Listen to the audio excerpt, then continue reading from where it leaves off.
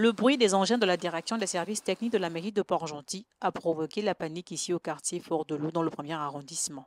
Dans l'urgence, chacun tente de sauver le nécessaire car il n'y a plus assez de temps pour un déménagement.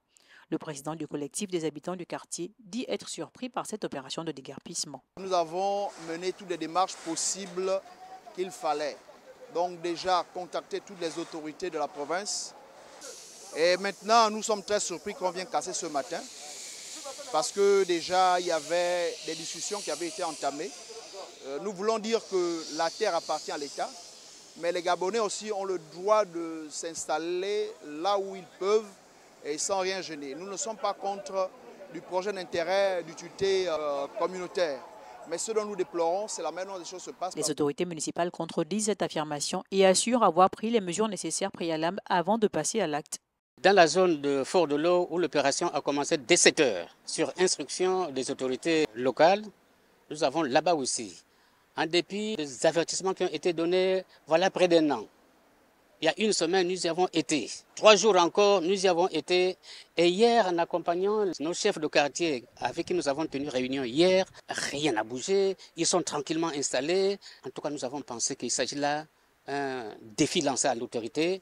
Et nous avons donc fait l'opération déguerpissement ce matin. Il est question de faire comprendre aux gens qu'il n'est pas normal qu'on brave l'autorité, qui donne des injonctions, qui donne des avertissements, qui prévient. En tout cas, nous sommes dans cette logique. Demain, nous continuons. Et ce n'est pas fini. Nous allons certainement continuer dans la zone du Cap. Il est question de déguerpir ces zones où le banditisme sévit. En termes de trafic de la drogue, en termes de trafic de clandestins. Donc, il est question de mettre un terme à tout ça. En termes d'occupation anarchique, nous avons été à Lip.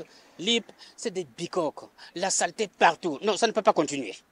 Alors nous sommes dans une autre logique, nous sommes dans la 5e République, les choses et les mentalités changent. En tout cas, nous y sommes et fermement engagés dans cette opération. Cette opération menée sur instruction du général Pierre Isogo Rousselot, délégué spécial en charge de la gestion de Port-Gentil, a débuté par le Maracana le 12 juin passé et est prévue pour s'étendre à plusieurs autres quartiers de la ville, comme c'est déjà le cas à l'île Mondji et à Maseko, pour ne citer que ces zones.